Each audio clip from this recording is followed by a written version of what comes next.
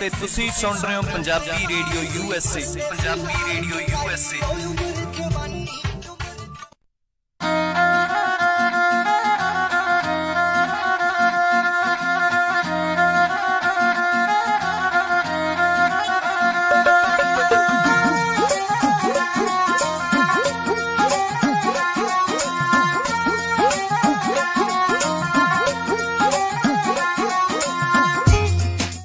Punjabi radio USA ਸੁਣ ਰਹੇ ਸਾਰੇ ਹੀ ਮਾਣਯੋਗ ਅਤੇ ਸਤਿਕਾਰ ਤੇ ਸਰੋਤਿਆਂ ਨੂੰ ਬਹੁਤ ਪਿਆਰ ਸਤਿਕਾਰ ਸਾਹਿਬ ਦੋਨੋਂ ਅੱਜ ਜੋੜ ਕੇ ਨਿੱਘੀ ਜਿਹੀ ਸਤਿ ਸ੍ਰੀ ਅਕਾਲ। ਸਭ ਨੂੰ ਜੀਆਂ ਨੂੰ ਆਖਦੇ ਹਾਂ। ਸਰੋਤੇ ਪ੍ਰੋਗਰਾਮ ਅਪਡੇਟ ਅਮਰੀਕਾ ਦੇ ਵਿੱਚ ਆਪ ਸਭ ਦਾ ਨਿੱਘਾ ਸਵਾਗਤ ਹੈ। ਮੇਰੇ ਨਾਲ ਪ੍ਰੋਗਰਾਮ ਦੇ ਵਿੱਚ ਅੱਜ ਦੇ ਜਿਹੜੇ trucking special program update America ਦੇ ਵਿੱਚ ਜੁੜ ਚੁੱਕੇ ਨੇ ਰਮਨ ਸਿੰਘ ਢਿੱਲੋਂ ਜੀ। ਰਮਨ ਜੀ ਨਿੱਘੀ ਜੀ ਨੂੰ ਸਵਾਗਤ ਹੈ। ਸਤਿ ਸ੍ਰੀ ਅਕਾਲ ਜੀ। ਸਤਿ ਸ੍ਰੀ ਅਕਾਲ ਜੀ। ਸਾਰੇ ਸੁਣਨ ਵਾਲਿਆਂ ਨੂੰ ਪਿਆਰ ਭਰੀ ਸਤਿ ਸ੍ਰੀ ਅਕਾਲ। ਸਾਡੇ ਅੱਜ ਦੇ ਪ੍ਰੋਗਰਾਮ ਅਪਡੇਟ ਅਮਰੀਕਾ ਨੂੰ ਸਪਾਂਸਰ ਕਰਦੇ ਨੇ ਖਾਲਸਾ ਇੰਸ਼ੋਰੈਂਸ ਏਜੰਸੀ ਵਾਲੇ, ਜਿਨ੍ਹਾਂ ਦੇ ਕੋਲੋਂ ਤੁਸੀਂ ਹਰ ਇੱਕ ਤਰੀਕੇ ਦੀ ਇੰਸ਼ੋਰੈਂਸ ਕਰਵਾ ਸਕਦੇ ਹੋ। 1992 ਤੋਂ ਇੰਸ਼ੋਰੈਂਸ ਦੇ ਬਿਜ਼ਨਸ ਦੇ ਵਿੱਚ ਹਨ। ਆਲਮੋਸਟ ਸਾਰੇ ਸੂਬਿਆਂ 'ਚ ਇੰਸ਼ੋਰੈਂਸ ਕਰਦੇ ਨੇ।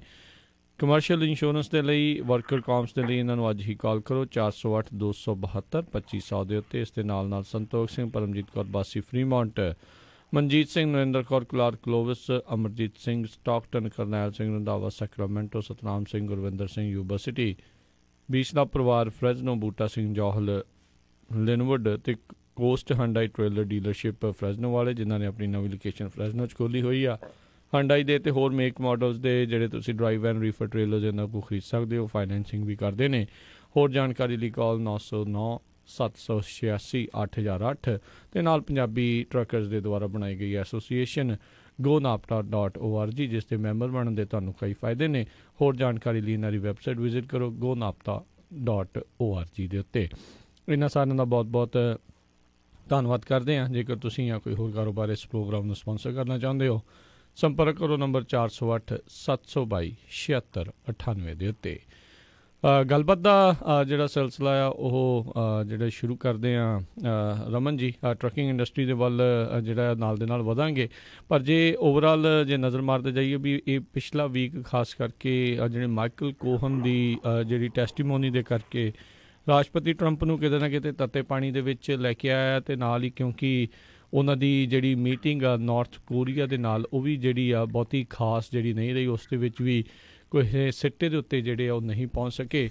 ਸੋ ਦੇਖਦੇ ਹਾਂ ਵੀ ਇਹ ਜਿਹੜਾ ਵੀਕ ਆ ਕਿਸ ਤਰੀਕੇ ਦੇ ਨਾਲ ਹੋਵੇਗਾ। ਅਤੇ ਹੁਣ ਹਸ਼ ਮਨੀਜ਼ ਦੀ ਪੇਮੈਂਟ ਨੂੰ ਲੈ ਕੇ ਕਹਿੰਦੇ ਵੀ ਜਿਹੜੇ ਰਾਸ਼ਟਰਪਤੀ ਟਰੰਪ ਦੇ ਇੱਕ ਹੋਰ ਨਜ਼ਦੀਕੀ ਮਿੱਤਰ ਅਤੇ ਫੌਕਸ ਨਿਊਜ਼ ਦੇ ਜਿਹੜੇ ਆ ਜਿਹੜੇ ਉੱਥੇ ਆਪਣਾ ਪ੍ਰੋਗਰਾਮ ਕਰਦੇ ਨੇ, ਸ਼ੌਨ ਹੈਨਟੀ, ਉਹਨਾਂ ਨੂੰ ਵੀ ਕਹਿੰਦੇ ਆ ਟੈਸਟੀਫਾਈ ਕਰਨ ਦੇ ਲਈ ਉੱਥੇ ਬੁਲਾਇਆ ਜਾ ਸਕਦਾ ਆ। ਸੋ ਮਾਈਕਲ ਕੋਹਨ ਨੇ ਵੱਖ-ਵੱਖ ਕਈ ਜਿਹੜੇ ਮਸਲੇ ਉਹ ਜਿਹੜੇ ਨਵੇਂ ਆਪਣੀ ਟੈਸਟੀਮੋਨੀ ਦੇ ਵਿੱਚ ਜਿਹੜੇ ਉਭਾਰੇ ਨੇ, ਜਿਸ ਦੇ ਕਰਕੇ ਹੋਰ ਜਿਹੜੇ ਕਿਤੇ ਨਾ ਕਿਤੇ ਨਵੇਂ ਬੰਦਿਆਂ ਨੂੰ ਜਿਹੜਾ ਆ ਇਹ ਜਿਹੜੀ ਕਮੇਟੀ ਆ ਉਹ ਉੱਥੇ ਸੱਦ ਸਕਦੀ ਆ। ਸੋ ਦੇਖਦੇ ਹਾਂ ਵੀ ਹੋਰ ਇਹ ਕਿਸ ਪਾਸੇ ਵੱਲ ਨੂੰ ਜਿਹੜੀ ਗੱਲ ਆ ਉਹ ਜਿਹੜੀ ਉਹ ਵੱਧਦੀ ਆ। ਅਤੇ ਕਿਤੇ ਨਾ ਕਿਤੇ ਕਹਿ ਸਕਦੇ ਹਾਂ ਵੀ ਓਵਰਆਲ ਕਾਫੀ ਜ਼ਿਆਦਾ ਪ੍ਰੈਸ਼ਰ ਜਿਹੜਾ ਰਾਸ਼ਟਰਪਤੀ ਟਰੰਪ ਦੇ ਉੱਤੇ ਇਸ ਪੂਰੀ ਟੈਸਟੀਮੋਨੀ ਇਸ ਦੇ ਕਰਕੇ ਜਿਹੜਾ ਆ ਉਹ ਬਣਦਾ ਜਾ ਰਿਹਾ ਹੈ। ਅਤੇ ਕੱਲ੍ਹ ਇਹ ਵੀ ਜਿਹੜੀਆਂ ਖਬਰਾਂ ਆ ਰਹੀਆਂ ਸੀਗੀਆਂ ਵੀ ਪ੍ਰਾਈਵੇਟ ਦੇ ਵਿੱਚ ਵੀ ਮਾਈਕਲ ਕੋਹਨ ਨੇ ਇੱਕ ਹੋਰ ਕਮੇਟੀ ਨੂੰ ਜਿਹੜੀ ਆ ਟੈਸਟੀਮੋਨੀ ਦਿੱਤੀ ਆ।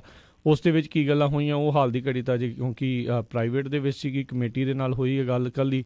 ਸੋ ਉਸ ਦੇ ਬਾਰੇ ਅਜੇ ਬਹੁਤਾ ਪਤਾ ਨਹੀਂ ਹੈ। ਸੋ ਲੈਟਸ ਸੀ ਉਸ ਦੇ ਵਿੱਚ ਹੋਰ ਕਿਹੜੀਆਂ ਗੱਲਾਂ ਆਉਣਗੀਆਂ। ਕਈ ਰਿਪੋਰਟਾਂ ਇਹ ਇਸ਼ਾਰਾ ਕਰ ਰਹੀਆਂ ਆ ਵੀ ਇਸ ਜਿਹੜੀ ਉਹਨਾਂ ਨੇ ਕੀਤੀ ਆ ਨਾਲ ਦੇ ਨਾਲ ਟੈਸਟੀਮੋਨੀ ਪ੍ਰਾਈਵੇਟ ਦੇ ਵਿੱਚ, ਉਸ ਦੇ ਵਿੱਚ ਹੋਰ ਵੀ ਕਈ ਜਿਹੜੇ ਧਮਾਕੇ ਆ ਉਹਨਾਂ ਨੇ ਜਿਹੜੇ ਖੁਲਾਸੇ ਇਸ ਦੇ ਵਿੱਚ ਉਹ ਕੀਤੇ ਆ। ਸੋ ਲੈਟਸ ਸੀ ਹੋਰ ਕਿਹੜੀਆਂ ਗੱਲਾਂ ਜਿਹੜੀਆਂ ਸਾਹਮਣੇ ਆਉਣਗੀਆਂ।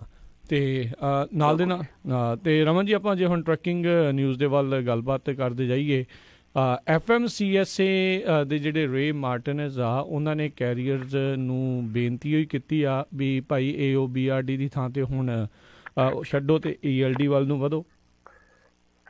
ਬਿਲਕੁਲ ਜੀ, ਇਹ ਇੱਕ ਜਿਹੜਾ ਹੁਣ ਉਹਨਾਂ ਨੇ ਲੇਟੈਸਟ ਪੁਸ਼ ਜਿਹੜਾ ਸ਼ੁਰੂ ਕੀਤਾ ਆ ਟਰੱਕਿੰਗ ਇੰਡਸਟਰੀ ਦੇ ਵਿੱਚ ਕਿ ਜਿਹੜੀ ਇਸ ਵੇਲੇ AOBRD ਜਿਹੜੀ ਯੂਜ਼ ਕਰ ਰਹੇ ਆ ਸਾਰੇ ਜਾਣੇ, ਆਲਮੋਸਟ ਆਪਾਂ ਨੂੰ 1.25 ਸਾਲ ਦੇ ਨੇੜੇ ਹੋ ਚੱਲਿਆ ਉਹਨੂੰ ਯੂਜ਼ ਕਰਦਿਆਂ ਨੂੰ। ਅਤੇ ਉਹਨੂੰ ਛੱਡ ਕੇ ਹੁਣ ਜਿਹੜੀ ਕਨਵਰਜਨ ਆ ਉਹ ਆਪਣੇ ELD ਵੱਲ ਰੁਖ ਕਰਨਾ ਚਾਹੀਦਾ।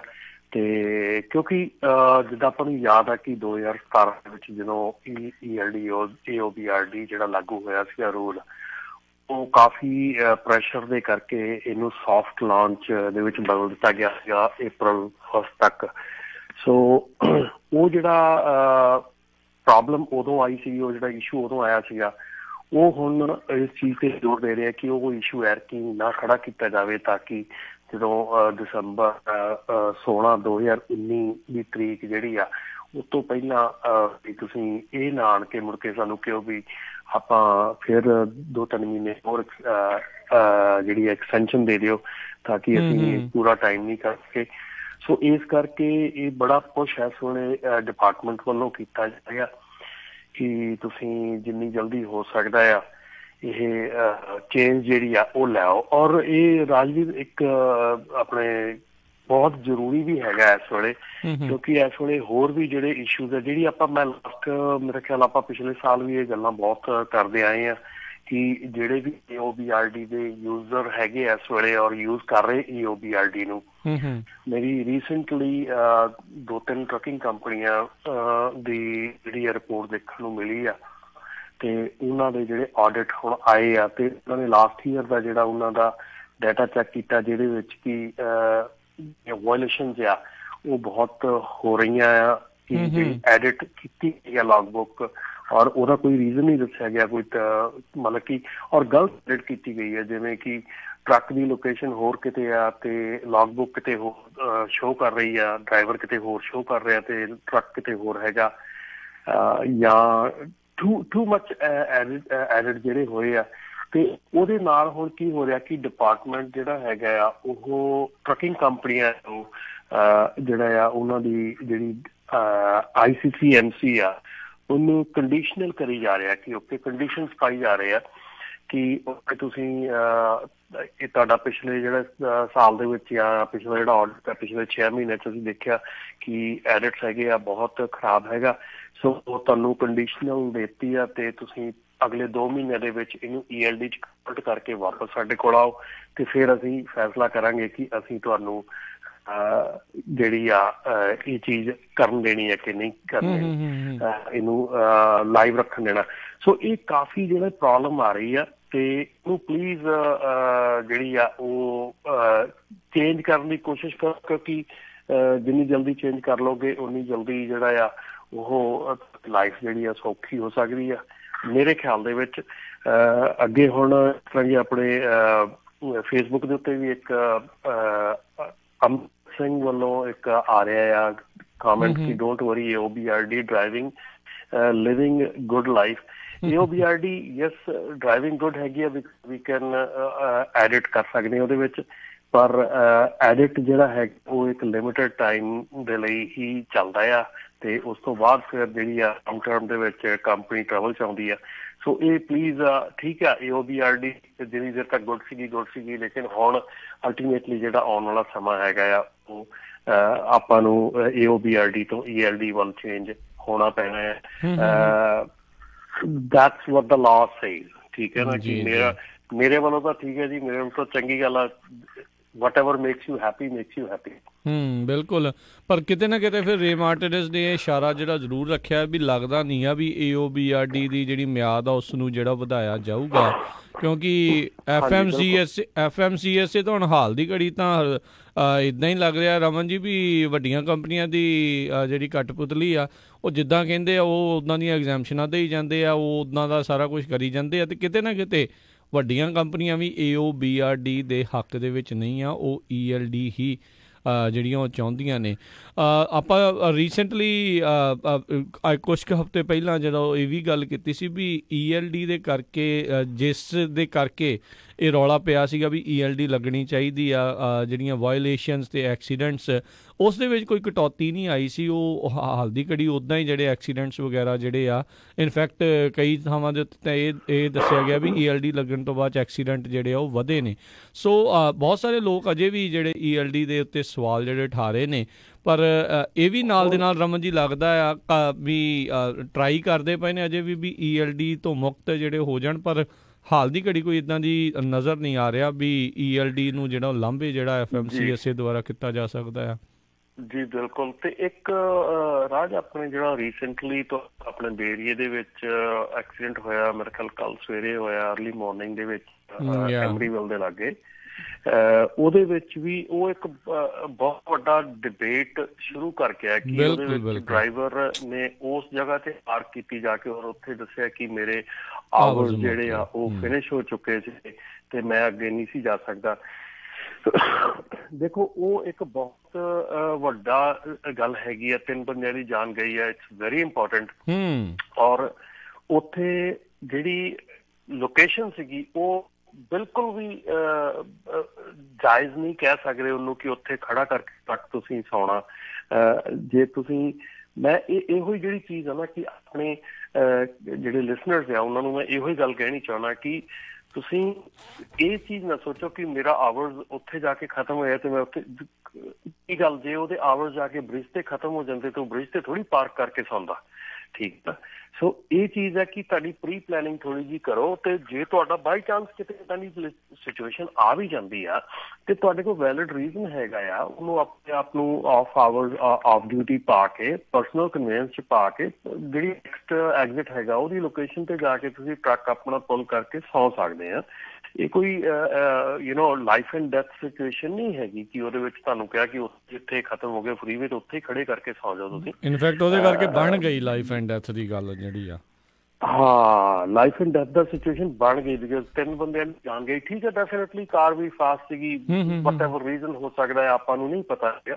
ਪਰ ਇੱਕ ਬੜੀ ਇਹ ਵੱਡੀ ਡਿਬੇਟ ਹੈਗੀ ਇੱਥੇ ਕਿ ਕੀ ਇਹ ELD ਦੇ ਕਰਕੇ ਹੋਈ ਆ ਜਾਂ ਇਹ ਕੀ ਹਿਊਮਨ ਡਿਸੀਜਨ ਸੀਗਾ ਉੱਥੇ ਖੜੇ ਹੋਣ ਦਾ ਜਿਹੜਾ ਉਹਦੇ ਕਰਕੇ ਹੋਈ ਆ। ਠੀਕ ਹੈ, ਮੈਂ ਮੰਨਦਾ ਕਿ ਵਾਇਲੇਸ਼ਨਸ ਤੋਂ ਬੰਦਾ ਹਰ ਡਰਦਾ, ਪਰ ਉਸ ਜਗ੍ਹਾ ਤੋਂ ਪਹਿਲਾਂ ਤੁਹਾਨੂੰ ਵੀ ਪਤਾ, ਮੈਨੂੰ ਵੀ ਪਤਾ ਕਿੰਨੇ ਐਗਜ਼ਿਟ ਆਉਂਦੇ ਆ, ਜਾਂ ਉਸ ਜਗ੍ਹਾ ਦੇ ਬਿਲਕੁਲ ਸਾਹਮਣੇ ਐਗਜ਼ਿਟ ਜਿਹੜਾ ਓਕਲੈਂਡ ਨੂੰ ਉਤਰਦਾ ਹੈਗਾ, ਉਹਨੂੰ ਪਰਸਨਲ ਕਨਵੀਨੈਂਸ ਚ ਪਾ ਕੇ ਉਹ ਉਤਾਰਿਆ ਜਾ ਸਕਦਾ ਸੀ ਟਰੱਕ, ਉਹ ਉੱਥੇ ਜਾ ਕੇ ਸੁੱਤਾ ਜਾ ਸਕਦਾ ਸੀ, ਸੋਇਆ ਜਾ ਸਕਦਾ ਸੀਗਾ।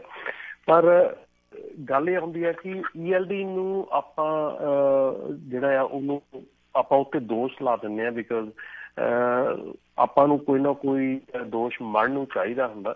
ਪਰ ਜੇ ਦੇਖਿਆ ਜਾਵੇ ELD ਯੈਸ ਡੈਫੀਨੇਟਲੀ ਰਾਜ ਜਿਹੜੇ ਐਕਸੀਡੈਂਟਸ ਹੈਗੇ ਆ ਪਿਛਲੇ ਸਮੇਂ ਦੇ ਵਿੱਚ ਇਨਕਰੀਜ਼ ਹੋਏ ਆ, ਔਰ ਖਾਸ ਕਰਕੇ ਆਪਾਂ ਵੀ ਆਪਣੀ ਕਮਿਊਨਿਟੀ 'ਚ ਦੇਖਿਆ ਕਿ ਬਹੁਤ ਐਕਸੀਡੈਂਟਸ ਹੋ ਰਹੇ ਆ ਔਰ ਬਹੁਤ ਜਾਨਾਂ ਜਾਂਦੀਆਂ। ਪਰ ਟੋਟਲੀ ਆਪਾਂ ਇਹਨੂੰ ਇਸ ਵੇਲੇ ਆਪਾਂ ELD ਦੇ ਉੱਤੇ ਬਲੇਮ ਨਹੀਂ ਕਰ ਸਕਦੇ। ਡੈਫੀਨੇਟਲੀ ਕਿਤੇ ਨਾ ਕਿਤੇ ਪਾਰਟ ਹੈਗਾ, ਕਿਉਂਕਿ ਜਦੋਂ ਬੰਦਾ ਇੱਕ ਆਪਾਂ ਨੂੰ ਸਾਰਿਆਂ ਨੂੰ ਪਤਾ ਹੈ ਕਿ ਇੱਕ ਟਾਈਮ ਲਾਈਨ, ਇੱਕ ਘੜੀ ਦੇ ਵਿੱਚ ਬੰਦਾ ਜਦੋਂ ਫਸ ਜਾਂਦਾ ਆ ਤੇ ਉਦੋਂ ਉਹਦੇ ਕੋਲ ਅਣਗਹਿਲੀਆਂ ਤੇ ਗਲਤੀਆਂ ਜਿਹੜੀਆਂ ਉਹ ਹੋ ਜਾਂਦੀਆਂ।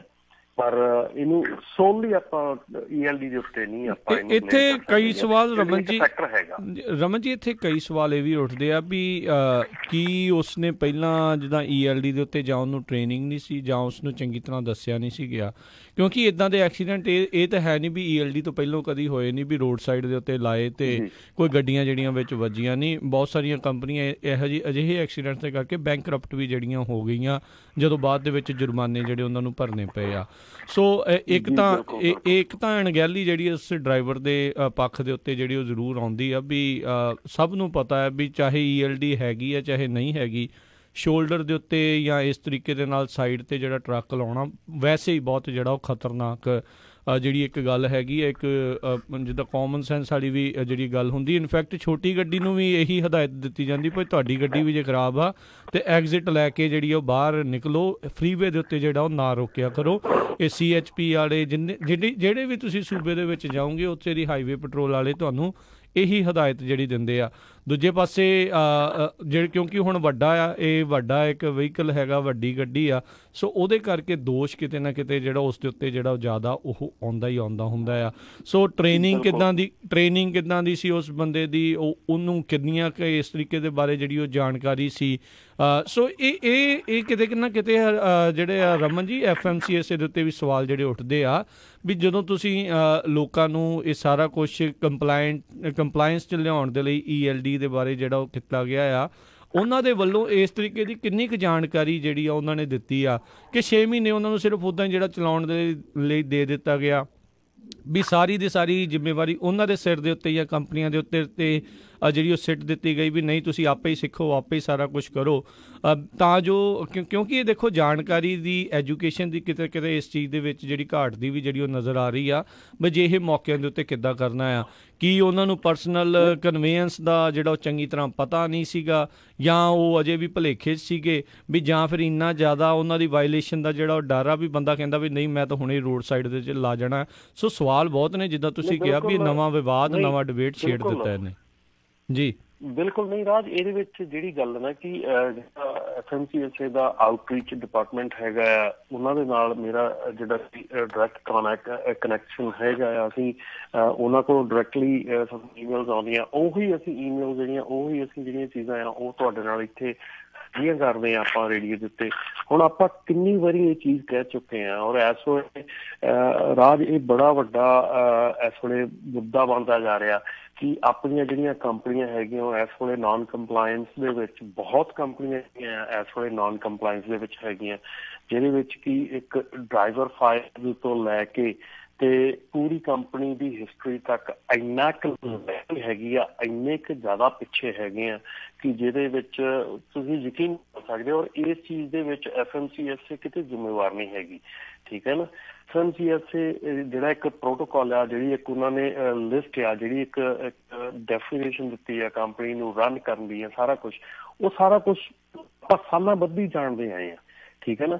ਹੁਣ ਜਿਹੜੀ ਚੀਜ਼ ਤੁਸੀਂ ਇਹ ਦੇਖੋ ਕਿ ਸਾਡੀ ਆਪਾਂ ਗਿਣ ਕੇ ਦੇਖੀਏ, ਆਪਾਂ ਨੂੰ ਸ਼ਾਇਦ ਹੋ ਸਕਦਾ ਹੱਥਾਂ ਨਹੀਂ ਉਂਗਲਾਂ ਤੇ ਆਪਾਂ ਕੰਪਨੀਆਂ ਗਿਣ ਲਈਏ ਜਿਹੜੀਆਂ ਕੰਪਨੀਆਂ ਡਰਾਈਵਰ ਹਾਇਰ ਕਰਨ ਤੋਂ ਪਹਿਲਾਂ ਉਹਨਾਂ ਨੂੰ ਬਿਠਾ ਕੇ ਓਰੀਐਂਟੇਸ਼ਨ ਕਰਦੀਆਂ ਜਾਂ ਉਹਨਾਂ ਨੂੰ 2, 4, 5 ਘੰਟੇ ਦੀ ਟ੍ਰੇਨਿੰਗ ਦਿੰਦੇ ਆ, ਇਹ ਵੀ ਕੰਪਨੀਆਂ ਹੋਣਗੀਆਂ।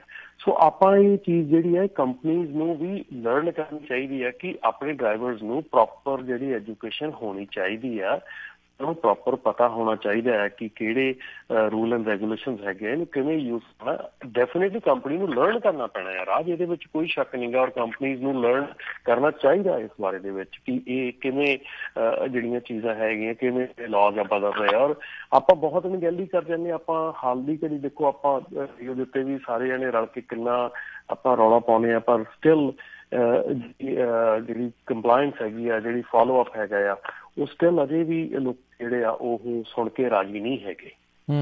ਜੀ, ਸੋ ਦੋਨੋਂ ਪਾਸੇ ਹੀ ਆ, it's going to take some time ਵੀ ਸਾਰਿਆਂ ਤੱਕ ਇਹ ਜਿਹੜੀ ਗੱਲ ਜਿਹੜੀ ਉਹ ਨਾਲ ਦੇ ਨਾਲ ਚੱਲੇਗੀ।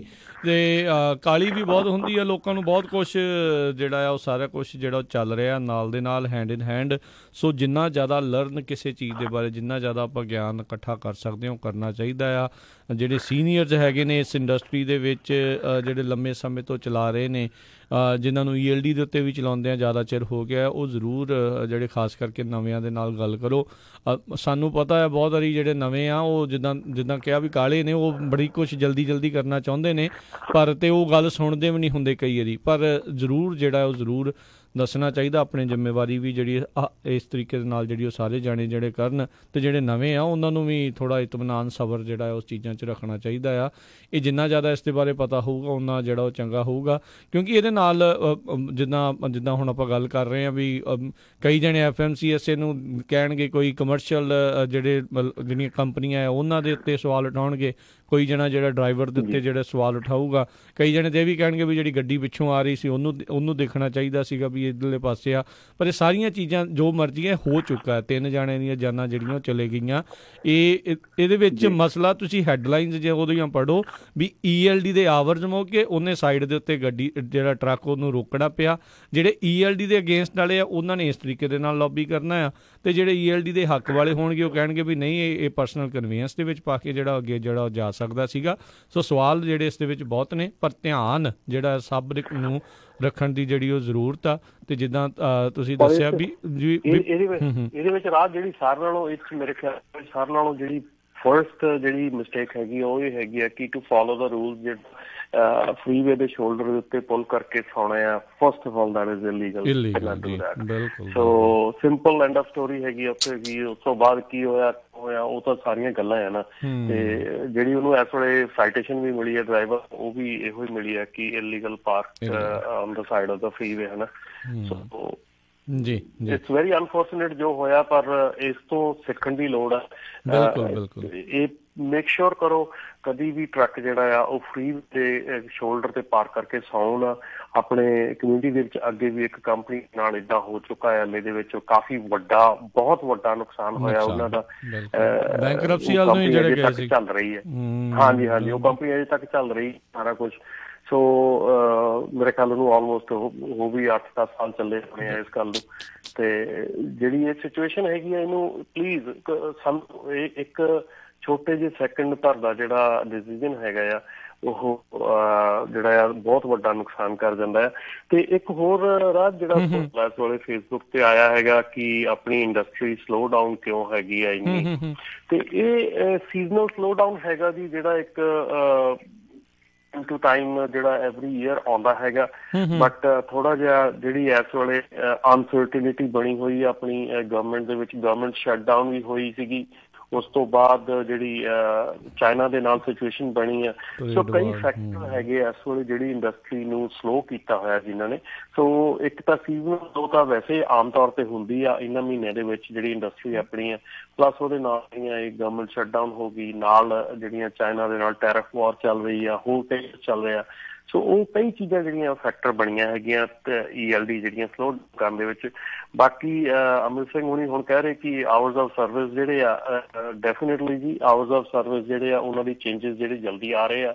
ਵੇ ਮਰਟੀਜ਼ ਵੱਲੋਂ ਇਹ ਗੱਲ ਸਪੈਸੀਫਿਕ ਤੌਰ ਤੇ ਕਹੀ ਗਈ ਆ ਕਿ ਜਿਹੜੇ ਆਪਣੇ ਆਵਰਸ ਆਫ ਸਰਵਿਸ ਦੀਆਂ ਜਿਹੜੀਆਂ ਆਪਾਂ ਕਮੈਂਟਸ ਲਾਸਟ ਈਅਰ ਕੀਤੇ ਸੀਗੇ, ਉਹ ਜਿਹੜੀਆਂ ਚੇਂਜਸ ਹੈਗੀਆਂ ਉਹ ਬੜੀ ਜਲਦੀ ਉਹ ਅਨਾਊਂਸ ਕਰਨ ਜਾ ਰਹੇ ਆ। ਔਰ ਲੇਟਲੀ ਉਹਨਾਂ ਨੇ ਵੀ ਗੱਲ ਕਹੀ ਸੀਗੀ ਕਿ ਗਵਰਨਮੈਂਟ ਸ਼ਟਡਾਊਨ ਦਾ ਇੱਥੇ ਕੋਈ ਅਸਰ ਨਹੀਂ ਹੈਗਾ, ਸੋ ਚੇਂਜਸ ਹੈਗੇ ਉਹ ਜਲਦੀ ਲੈ ਕੇ ਆਉਣਗੇ ਆਪਣੇ ਲਈ। ਚਲੋ ਦੇਖਦੇ ਹਾਂ ਜਿਹੜਾ ਇਸ ਦੇ ਵਿੱਚ ਕੀ ਬਣਦਾ। ਤੇ ਬਾਕੀ ਜਿੱਦਾਂ ਤੁਸੀਂ ਕਿਹਾ ਵੀ ਸਲੋ ਡਾਊਨ ਤਾਂ ਜਿਹੜਾ ਸੀਗਾ, ਤੇ ਅੱਜ ਉੱਦਾਂ ਜੇ ਟ੍ਰੇਡ ਵਾਰ ਦੇ ਨਾਲ ਥੋੜ੍ਹੀ ਜਿਹੀ ਜਿਹੜੀ ਖਬਰ ਉਸ ਦੇ ਬਾਰੇ ਜਿਹੜੀ ਆਈ ਆ, ਨਹੀਂ ਤਾਂ 1 ਮਾਰਚ ਤੋਂ ਦੁਬਾਰਾ ਜਿਹੜੇ ਆ ਟੈਰਿਫਸ ਵੱਧ ਸਕਦੇ ਸੀਗੇ, ਪਰ ਰਾਸ਼ਟਰਪਤੀ ਟਰੰਪ ਨੇ ਹਾਲ ਦੀ ਘੜੀ ਜਿਹੜਾ ਆ ਉਹ ਹੋਲਡ ਕਰ ਲਏ ਆ। ਉਹਨਾਂ ਨੇ ਟੈਰਿਫ ਵਧਾਉਣ ਤੋਂ ਜਿਹੜਾ ਹਾਲ ਦੀ ਘੜੀ ਇਨਕਾਰ ਕੀਤਾ ਹੈ। ਪਰ ਇਸ ਟ੍ਰੇਡ ਵਾਰ ਦੇ ਕਰਕੇ ਜਿਹੜਾ ਸੋਇਆਬੀਨ ਦਾ ਕਿਸਾਨ ਉਸ ਨੂੰ ਬਹੁਤ ਜ਼ਿਆਦਾ ਨੁਕਸਾਨ ਇਸ ਵਾਰੀ ਜਿਹੜਾ ਉਹ ਝੱਲਣਾ ਪਿਆ ਆ।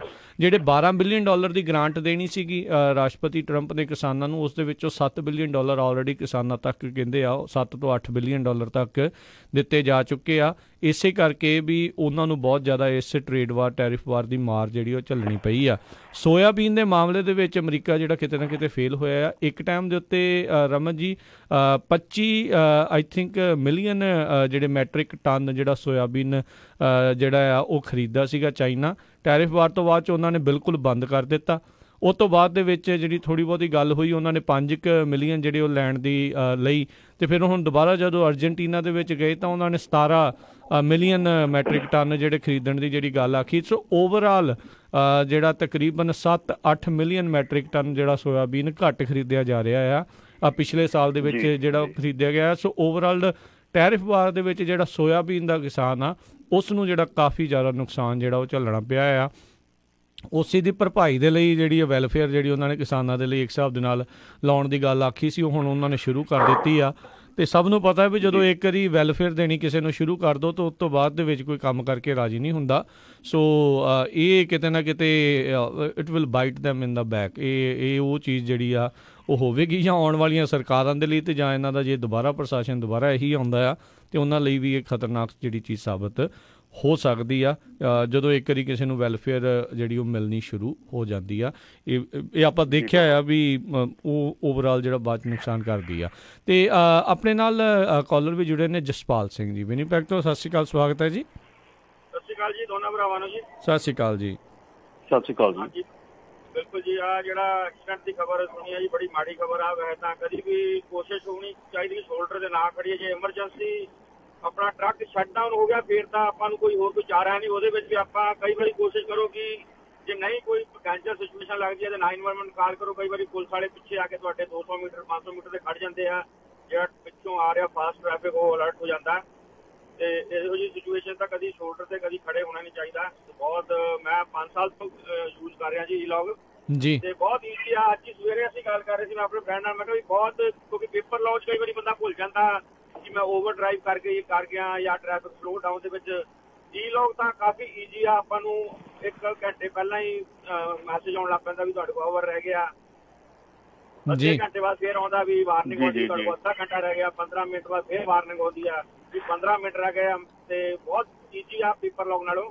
ਤੇ ਪੇਪਰ ਲੌਗ ਤਾਂ ਜੀ ਬਹੁਤ ਕੰਪਲੀਕੇਟਡ ਜੀ ਲੱਗਦੀ ਆ, ਹਿਸਾਬ ਕਿਤਾਬ ਕਰਨਾ। ਇਹ ਤਾਂ ਆਪਾਂ ਨੂੰ ਕੁਝ ਦੇਖਣ ਦੀ ਲੋੜ ਨਹੀਂ, ਆਪ ਹੀ ਸਾਨੂੰ ਸਾਰਾ ਦੱਸੀ ਜਾਂਦੀ ਵੀ ਤੁਹਾਡੇ ਆਪਣੇ ਆਵਰ ਖਤਮ ਹੋ ਗਏ ਆ ਜਾਂ ਰੀਸੈਟ ਹੋਣ ਵਾਲੀ ਆ ਜਾਂ ਆਫ ਡਿਊਟੀ ਦੀ ਲੋੜ ਆ, ਕੁਝ ਵੀ ਆ, ਬਹੁਤ ਈਜ਼ੀ ਆ। ਤੇ ਦੂਸਰਾ ਮੈਂ ਪੁੱਛਣਾ ਚਾਹੁੰਦਾ ਭਾਈ ਉਹਨਾਂ ਨੂੰ ਕਿ ਜੇ ਜਿਹੜੇ ਆਵਰ ਗੇਨ ਹੁੰਦੇ ਆ ਉਹਦੇ ਬਾਰੇ ਕੋਈ ਮਾੜੀ ਡਿਟੇਲ 'ਚ ਜਾਣਕਾਰੀ ਜ਼ਰੂਰ ਦਿਓ ਕਿ ਆਵਰ ਗੇਨ ਆਪਾਂ ਕਿੰਨਾ ਚਲਾ ਸਕਦੇ ਆ, ਕਦੋਂ ਹੁੰਦੇ ਆ ਤੇ ਕਿੱਦਾਂ ਹੁੰਦੇ ਆ ਉਹ। ਤੇ ਆਵਰ ਗੇਨ, ਹਾਂਜੀ ਹਾਂਜੀ ਆਵਰ ਗੇਨ, ਹਾਂਜੀ ਰਾਜੋ, ਇਹ ਜਿਹੜੀ ਚੀਜ਼ ਆ ਆਵਰਸ ਜਿਹੜੇ ਗੇਨ ਕਰਨੇ ਆ ਉਹ ਰੋਲਿੰਗ ਲੌਗ ਬੁੱਕ ਦੇ ਵਿੱਚ ਹੁੰਦਾ ਆ। ਰੋਲਿੰਗ ਲੌਗ ਬੁੱਕ ਦੇ ਵਿੱਚ ਜਿਵੇਂ ਤੁਸੀਂ ਕਿ ਰੋਜ਼ ਪੂਰੇ 11 ਘੰਟੇ ਨਹੀਂ ਚਲਾਉਂਦੇ, ਕਿਸੇ ਦਿਨ ਤੁਸੀਂ 5 ਘੰਟੇ ਚਲਾਇਆ, ਕਿਸੇ ਦਿਨ 7 ਚਲਾਇਆ, ਕਿਸੇ ਦਿਨ 10 ਚਲਾਇਆ, ਉਹ ਜਦੋਂ ਐਂਡ ਆਫ ਦਾ ਵੀਕ ਹੁੰਦਾ ਆ ਤੇ ਉਹਦੇ ਵਿੱਚ ਜਿਹੜੇ ਆਵਰਸ ਹੁੰਦੇ ਆ ਤੁਹਾਡੇ ਟੋਟਲ 70 ਆਵਰਸ ਨਹੀਂ ਬਣਦੇ ਤੇ ਉਹ ਰੋਲ ਓਵਰ ਆਵਰਸ ਤੁਹਾਨੂੰ ਮਿਲ ਜਾਂਦੇ ਆ ਜੇ ਤੁਸੀਂ ਰੋਲਿੰਗ ਲੌਗ ਬੁੱਕ ਚਲਾਉਣੇ ਆ। ਪਰ ਮੋਸਟਲੀ ਆਪਣੇ ਰੋਲਿੰਗ ਲੌਗ ਬੁੱਕ ਨਹੀਂ ਚਲਾਉਂਦੇ ਹੈਗੇ। ਸੋ ਇਹ ਕਾਫੀ ਜਿਹੜਾ ਕੰਪਲੀਕੇਟਡ ਜਾਂ ਲਿਟਲ ਬਿਟ ਹੈਗਾ, ਪਰ ਜੇ ਤੁਸੀਂ ਉਹਦੇ 'ਚ ਉਹਨੂੰ ਚੰਗੀ ਤਰ੍ਹਾਂ ਸਮਝ ਸਕਦੇ ਹੈਗੇ ਰੋਲਿੰਗ ਲੌਗ ਬੁੱਕ ਨੂੰ, ਤੇ ਰੋਲਿੰਗ ਲੌਗ ਬੁੱਕ ਜਿਹੜੀ ਉਹ ਡੈਫੀਨੇਟਲੀ ਵਰਕ ਕਰਦੀ ਹੈ। ਪਰ ਉਹਦੇ ਵਿੱਚ ਇਹ ਹੁੰਦਾ ਕਿ ਜੇ ਤੁਸੀਂ ਐਵਰੀ ਡੇ 11 ਘੰਟੇ ਚਲਾ ਰਹੇ ਆ, ਐਵਰੀ ਡੇ 10.5 ਘੰਟੇ ਚਲਾ ਰਹੇ ਆ ਤੇ ਮੋਸਟ ਪ੍ਰੋਬੇਬਲੀ ਤੁਹਾਡੇ ਜਿਹੜੇ ਰੋਲਿੰਗ ਆਵਰਸ ਆ ਉਹ ਨਹੀਂ ਬਣਦੇ। ਸੋ ਇਹ ਜਿਹੜੀ ਰੋਲਿੰਗ ਲੌਗ ਬੁੱਕ ਹੈਗੀ ਆ ਉਹਨੂੰ ਥੋੜ੍ਹਾ ਜਿਹਾ ਸਮਝ ਦੀ ਲੋੜ ਹੈਗੀ ਆ, ਉਹ ਥੋੜ੍ਹੀ ਜਿਹੀ ਕੰਪਲੀਕੇਟਡ ਹੈ ਪਰ ਵਰਕ ਕਰਦੀ ਆ। ਜੀ ਜੀ। ਤੇ ਰਮਨ ਜੀ, ਇੱਕ ਛੋਟੀ ਜਿਹੀ ਬ੍ਰੇਕ ਦਾ ਵੇਲਾ ਹੋ ਚੁੱਕਾ। ਬ੍ਰੇਕ ਲੈ ਕੇ ਆਪਾਂ ਵਾਪਸ ਹਾਜ਼ਰ ਹੁੰਦੇ ਹਾਂ ਤੇ ਟਰੱਕਿੰਗ ਇੰਡਸਟਰੀ ਨਾਲ ਜੁੜੀਆਂ ਹੋਈਆਂ ਜਿਹੜੀਆਂ ਹੋਰ ਖਬਰਾਂ ਆ ਉਸ 'ਤੇ ਤੁਹਾਨੂੰ ਜਿਹੜੀ ਆਪਾਂ ਜਾਣਕਾਰੀ ਦੇਵਾਂਗੇ ਤੇ ਮਿਲਦੇ ਹਾਂ ਇੱਕ ਬ੍ਰੇਕ ਤੋਂ ਬਾਅਦ 'ਚ।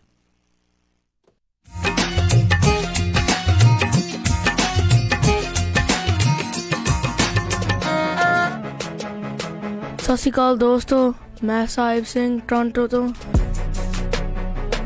ਤੁਸੀਂ ਸੁਣਦੇ ਹੋ ਪੰਜਾਬੀ ਰੇਡੀਓ USA। ਐਡਵਾਂਸ ਜੈਨੋਮਿਕਸ ਵਾਲੇ ਲੈ ਕੇ ਆਏ ਹਨ ਫ੍ਰੀ ਹੈਲਥ ਸੈਮੀਨਾਰ ਤੁਹਾਡੇ ਆਪਣੇ ਸ਼ਹਿਰਾਂ ਵਿੱਚ। 23 ਮਾਰਚ ਦਿਨ ਸ਼ਨੀਵਾਰ ਸੈਕਰਾਮੈਂਟੋ ਵਿੱਚ ਸ਼ਾਮੀ 5 ਵਜੇ ਤੋਂ 8 ਵਜੇ ਤੱਕ, 24 ਮਾਰਚ ਦਿਨ ਐਤਵਾਰ ਮੋਡੈਸਟੋ ਵਿਖੇ ਸਵੇਰੇ 10 ਵਜੇ ਤੋਂ ਦੁਪਹਿਰੇ 1 ਵਜੇ ਤੱਕ, 24 ਮਾਰਚ ਦਿਨ ਐਤਵਾਰ ਫ੍ਰੀਮਾਉਂਟ ਸ਼ਾਮੀ 5 ਵਜੇ ਤੋਂ ਰਾਤੀ 8 ਵਜੇ ਤੱਕ। ਇਸ ਸੈਮੀਨਾਰ ਵਿੱਚ ਤੁਸੀਂ ਜਾਣ ਸਕਦੇ ਹੋ ਕਿ ਬਿਨਾਂ ਕਸਰਤ ਭਾਰ ਘਟਾਉਣ ਦੇ ਤਰੀਕੇ। ਜੇਕਰ ਤੁਹਾਨੂੰ ਵੀ ਹੈ ਬਲੱਡ ਪ੍ਰੈਸ਼ਰ, ਸ਼ੂਗਰ ਅਤੇ ਗੈਸ ਦੀ ਸਮੱਸਿਆ, ਇਹਨਾਂ ਸੈਮੀਨਾਰਸ ਦਾ ਹਿੱਸਾ ਬਣ ਕੇ ਬਿਮਾਰੀਆਂ ਤੋਂ ਛੁਟਕਾਰਾ ਪਾਓ। ਸਰਜਰੀ ਤੋਂ ਬਿਨਾਂ ਗਾਲ ਬਲੈਡਰ ਅਤੇ ਕਿਡਨੀਆਂ ਦੀਆਂ ਪੱਥਰੀਆਂ ਤੋਂ ਛੁਟਕਾਰਾ ਕਿਵੇਂ ਪਾਇਆ ਜਾ ਸਕਦਾ ਹੈ। ਚਿਹਰੇ ਤੇ ਵਾਲ, ਦਾਗ ਅਤੇ ਝੁਰੜੀਆਂ, ਅੱਖਾਂ ਥੱਲੇ ਸੋਜਸ਼ ਦਾ ਇਲਾਜ ਵੀ ਦੱਸਿਆ ਜਾਵੇਗਾ। ਕੈਂਸਰ, ਅਰਥਰਾਈਟਿਸ, ਅਲਜ਼ਾਈਮਰ, ਦਿਲ, ਲੀਵਰ ਅਤੇ ਕਿਡਨੀਆਂ ਨਾਲ ਸੰਬੰਧਿਤ ਬਿਮਾਰੀਆਂ ਦਾ ਸ਼ੁਰੂ ਹੋਣ ਤੋਂ ਪਹਿਲਾਂ ਹੀ ਇਲਾਜ ਕਰਵਾਓ। ਕਿਸੇ ਵੀ ਕਿਸਮ ਦੇ ਜੋੜਾਂ ਦੇ ਦਰਦ ਦਾ ਵਧੀਆ ਅਤੇ ਜਲਦੀ ਇਲਾਜ ਕੀਤਾ ਜਾਂਦਾ ਹੈ। ਰਜਿਸਟ੍ਰੇਸ਼ਨ ਕਰਾਉਣ ਲਈ ਗੱਲ ਕਰ ਸਕਦੇ ਹੋ 4196990626, 4196990626 ਜਾਂ ਫਿਰ WhatsApp ਨੰਬਰ ਤੇ ਗੱਲ ਕਰ ਸਕਦੇ ਹੋ 6045184148, 604 518 4148। Air Pro Heating and Air Conditioning Sacramento। ਇਹ commercial, residential heating, air conditioning ਦੇ ਹਰ ਤਰ੍ਹਾਂ ਦੀ ਰਿਪੇਅਰ, ਟਿਊਨ ਅਪ, ਰਿਪਲੇਸਮੈਂਟ ਕਰਦੇ ਹਨ। Gas station, liquor store, restaurant, ਹਰ ਤਰ੍ਹਾਂ ਦੇ ਕਮਰਸ਼ੀਅਲ ਸਿਸਟਮ ਦੇ ਵਿੱਚ ਮਾਹਰ ਨੇ। ਸੈਕਰਾਮੈਂਟੋ ਦੇ ਇਰਦ ਗਿਰਦ ਸਾਰੇ ਇਲਾਕਿਆਂ ਦੇ ਵਿੱਚ ਸਰਵਿਸ ਪ੍ਰੋਵਾਈਡ ਕਰਦੇ ਹਨ। ਹੋਰ ਜਾਣਕਾਰੀ ਲਈ ਕਾਲ ਜਸਵਿਰਕ 916 476 7878, 9164767878। Air Pro Heating and Air Conditioning Sacramento, California license number 1032208। Insurance ਦੀ ਦੁਨੀਆ ਦੇ ਵਿੱਚ ਭਰੋਸੇਮੰਦ ਨਾਮ ਖਾਲਸਾ ਇੰਸ਼ੋਰੈਂਸ ਏਜੰਸੀ। ਆਪਣੇ ਕਿਸੇ ਵੀ ਤਰੀਕੇ ਦੀ insurance, auto, home, commercial, life ਕਰਵਾਉਣੀ ਹੋਵੇ ਤਾਂ ਅੱਜ ਹੀ ਸੰਪਰਕ ਕਰੋ। ਖਾਲਸਾ ਇੰਸ਼ੋਰੈਂਸ ਏਜੰਸੀ 1992 ਤੋਂ ਇੰਸ਼ੋਰੈਂਸ ਦੇ ਬਿਜ਼ਨਸ ਦੇ ਵਿੱਚ ਹਨ ਅਤੇ ਏ ਰੇਟਡ ਕੰਪਨੀਆਂ ਦੇ ਨਾਲ ਕੰਮ ਕਰਦੇ ਹਨ। ਕਾਲ 408 272 2500, 408 272 2500। ਉਹ ਕਿੱਥੇ ਰਹਿ ਗਏ ਸੀ ਤੁਸੀਂ? ਮੈਂ ਕਾਦਾ ਉਡੀਕੀ ਜਾਂਦਾ ਤੁਹਾਨੂੰ। ਆ ਲਓ ਸਾਰਾ ਸਮਾਨ। ਇਹ ਇੰਨਾ ਸਾਰਾ ਸਮਾਨ? ਹੋਰ ਕੀ, ਹੁਣ ਮੈਂ ਸਾਰੀਆਂ ਕੁੜਤੀਆਂ ਵੀ ਲੈ ਆਈਆਂ, ਤੁਹਾਡੀਆਂ ਪੱਗਾਂ ਵੀ ਆ ਗਈਆਂ, ਮੁੰਡੇ ਦੀ ਸ਼ੇਰਵਾਨੀ ਵੀ ਲੈ ਆਈਆਂ ਤੇ ਰੁਮਾਲਾ ਸਾਹਿਬ ਵੀ ਲੈ ਆਈਆਂ। ਤੇ ਨਾਲੇ ਮੈਂ ਇੱਕ ਸਲਾਹ ਕਰਨੀ ਸੀ ਤੁਹਾਡੇ ਨਾਲ। ਹੁਣ ਆਪਣਾ 골ਡ ਖਰੀਦਣ ਵਾਲਾ ਹੀ ਰਹਿ ਗਿਆ ਤੇ ਕੱਲ ਤੁਸੀਂ ਮੇਰੇ ਨਾਲ ਚੱਲਿਓ। ਕਿੱਥੋਂ ਲੈਣਾ ਉਹ? ਬੱਗਾ ਪੈਲੇਸ ਤੋਂ ਹੀ। ਉਹਨਾਂ ਕੋਲ ਬਹੁਤ ਵਧੀਆ ਵੈਰਾਈਟੀ ਹੈ। ਅੱਛਾ। ਹਾਂ, ਆਪਾਂ ਉੱਥੋਂ ਸੋਨਾ ਵੀ ਖਰੀਦ ਸਕਦੇ ਹਾਂ ਤੇ ਨਾਲੇ ਜੇ ਕੱਲ ਨੂੰ ਲੋੜ ਪੈ ਜੇ ਤਾਂ ਸੋਨੇ ਦੇ ਬਦਲੇ ਕੈਸ਼ ਵੀ ਲੈ ਸਕਦੇ ਹਾਂ। ਲਿਆ ਤਾਂ ਬਹੁਤ ਵਧੀਆ।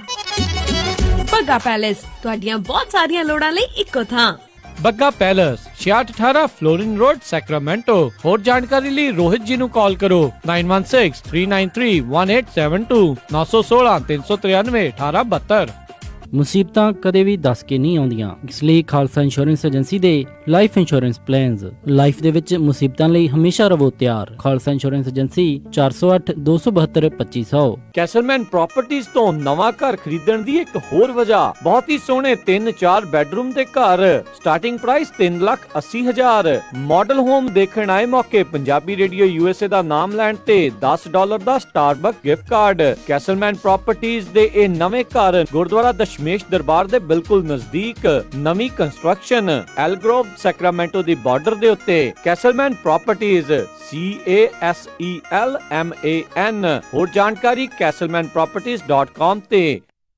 ਇੰਸ਼ੋਰੈਂਸ ਦੀ ਦੁਨੀਆ ਦੇ ਵਿੱਚ ਭਰੋਸੇਮੰਦ ਨਾਮ ਖਾਲਸਾ ਇੰਸ਼ੋਰੈਂਸ ਏਜੰਸੀ। ਆਪਣੇ ਕਿਸੇ ਵੀ ਤਰੀਕੇ ਦੀ insurance, auto, home, commercial, life ਕਰਵਾਉਣੀ ਹੋਵੇ ਤਾਂ ਅੱਜ ਹੀ ਸੰਪਰਕ ਕਰੋ। Khalsa insurance agency 4082722500। 26 ਸਾਲ ਤੋਂ ਵੱਧ ਦਾ ਤਜਰਬਾ। ਕਾਲ 4082722500 4082722500। Khalsa insurance agency.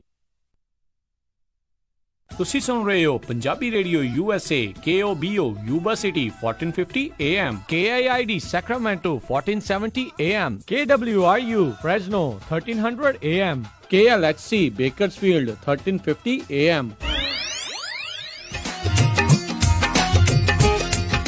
Punjabi radio USA ਸੁਣ ਰਹੇ ਸਾਰੇ ਸਰੋਤਿਆਂ ਨੂੰ ਇੱਕ ਵਾਰੀ ਫੇਰ ਨਿੱਘੀ ਜੀ ਆਇਆਂ ਨੂੰ। ਸਭ ਦਾ ਸਵਾਗਤ ਹੈ। ਸਰੋਤਿਓ, ਪ੍ਰੋਗਰਾਮ ਜਿਹੜਾ ਚੱਲ ਰਿਹਾ update America trucking special. Raman ji, ਜੀ ਆਇਆਂ ਨੂੰ, ਸਵਾਗਤ ਹੈ। ਸਤਿ ਸ਼੍ਰੀ ਅਕਾਲ ਜੀ।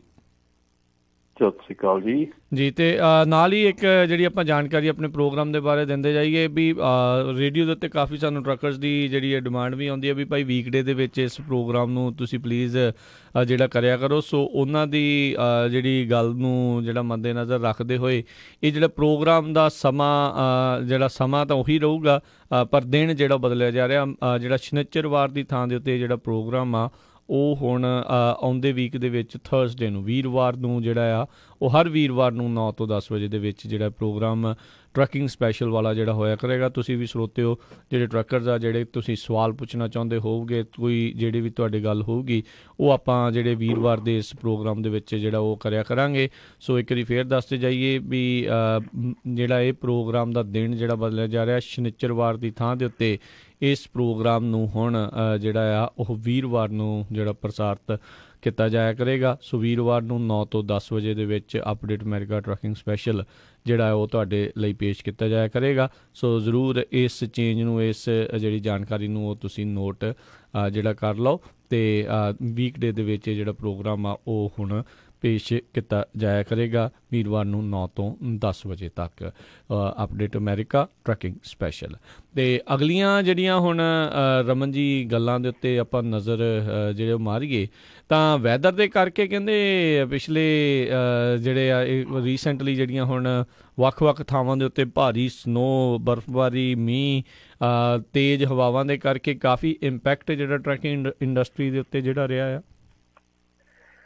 ਜੀ ਬਿਲਕੁਲ, ਬਹੁਤ ਭਾਰੀ ਇੰਪੈਕਟ ਰਿਹਾ ਹੈਗਾ ਇਸ ਸਾਲ। ਜਿਹੜੀ ਟਰੱਕਿੰਗ ਇੰਡਸਟਰੀ ਹੈਗੀ ਆ ਮਿਡਵੈਸਟ ਦੇ ਵਿੱਚ, ਮਿਡਵੈਸਟ ਤੋਂ ਲੈ ਕੇ ਮਿਨੀਸੋਟਾ, ਆਇਓਵਾ, ਵਿਸਕਾਂਸਨ ਜਾਂ ਹੋਰ ਕੋਈ ਵੀ ਏਰੀਆ ਆਪਾਂ ਲੈ ਲਈਏ ਇਸ ਫਿੰਗਰਸ ਦੇ ਉੱਤੇ ਨਹੀਂ ਆਪਾਂ ਕਾਊਂਟ ਕਰ ਸਕਦੇ। ਬਹੁਤ ਜ਼ਿਆਦਾ ਏਰੀਆਜ਼ ਹੈਗੇ ਆ ਜਿਹਦੇ ਵਿੱਚ ਕਿ ਈਸਟ ਕੋਸਟ ਦੇ ਨਾਲ ਆਪਣਾ ਐਰਕੀ ਵੈਸਟ ਕੋਸਟ ਵੀ ਜਿਹੜਾ ਆ ਕਾਫੀ ਇਫੈਕਟਡ ਰਿਹਾ ਹੈਗਾ।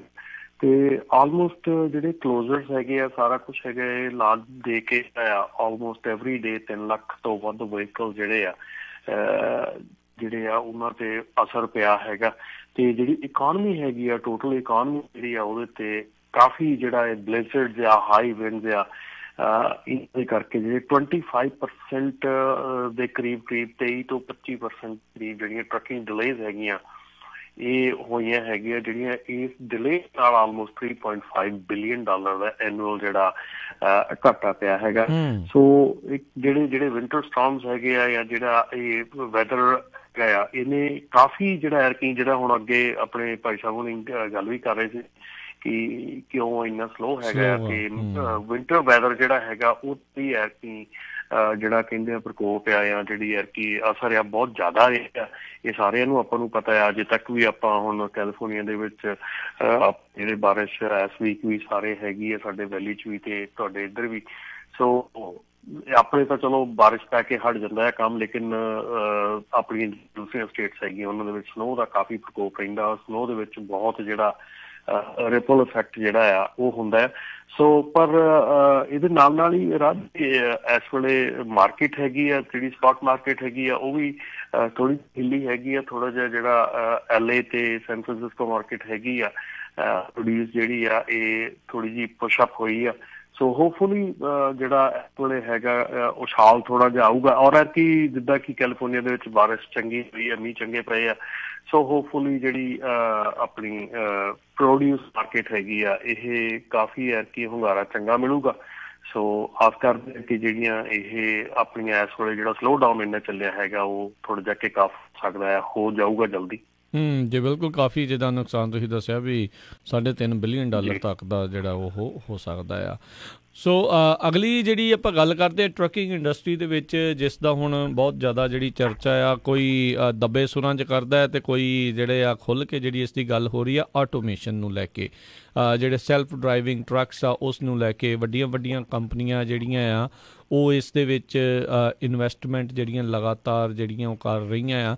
ਸੋ ਕੀ ਜਿਹੜਾ ਇਸ ਟਾਈਮ ਇਸ ਦੇ ਵਿੱਚ ਲੇਟੈਸਟ ਅਪਡੇਟਸ ਜਿਹੜੀਆਂ ਚੱਲ ਰਹੀਆਂ, ਆਟੋ ਵਾਇਮੋ ਵਰਗੀਆਂ ਕੰਪਨੀਆਂ ਜਿਹੜੀਆਂ ਲਗਾਤਾਰ ਇਨਵੈਸਟਮੈਂਟ ਦੇ ਵਿੱਚ ਚੱਲ ਰਹੀਆਂ ਆ। ਸੋ ਕਹਿੰਦੇ ਆ ਵੀ ਕਿਸੇ ਲੈਵਲ 2 ਦਾ ਕੋਈ ਆਟੋਮੇਟਿਡ ਸਿਸਟਮ ਜਿਹੜਾ ਆ ਇਸੇ ਸਾਲ ਦੇ ਵਿੱਚ ਹੀ ਕੋਈ ਅਵੇਲੇਬਲ ਹੋ ਸਕਦਾ ਹੈ। ਹਾਂਜੀ, ਇਹ ਕੰਪਨੀ ਹੈਗੀ ਆ ਪ੍ਰੋਂਟੋ। ਇਹਦੇ ਕੰਪਨੀ ਦੇ ਕੋ ਫਾਊਂਡਰ ਜਿਹੜੇ ਐਂਥਨੀ ਹੈਗੇ ਆ ਤੇ ਉਹਨਾਂ ਨੇ ਪ੍ਰੀਵੀਅਸ ਜਿਹੜੀ ਆਟੋ ਤੇ ਵੇਮੋ ਜਿਹੜੀ ਹੈਗੀ ਆ ਉਹਨਾਂ ਦੇ ਵਿੱਚ ਉਹਨਾਂ ਨੇ ਕੰਮ ਕੀਤਾ ਹੈਗਾ। ਤੇ ਇਹਨਾਂ ਨੇ ਜਿਹੜਾ ਹੁਣ ਸੌਫਟਵੇਅਰ ਡਿਵੈਲਪ ਕੀਤਾ ਹੈਗਾ ਇਹ ਮੇਰੇ ਖਿਆਲ ਆਪਣੀ ਸਾਈਟ ਉੱਤੇ ਇਸ ਵੇਲੇ ਜਿਹੜਾ ਸੌਫਟਵੇਅਰ ਹੈਗਾ ਲੈਵਲ 2 ਆਟੋਮੇਸ਼ਨ ਸੌਫਟਵੇਅਰ ਜਿਹੜਾ ਉਹ ਆਲਮੋਸਟ ਪ੍ਰੀ ਬੁਕਿੰਗ $5000 'ਚ ਕਰ ਰਹੇ ਆ।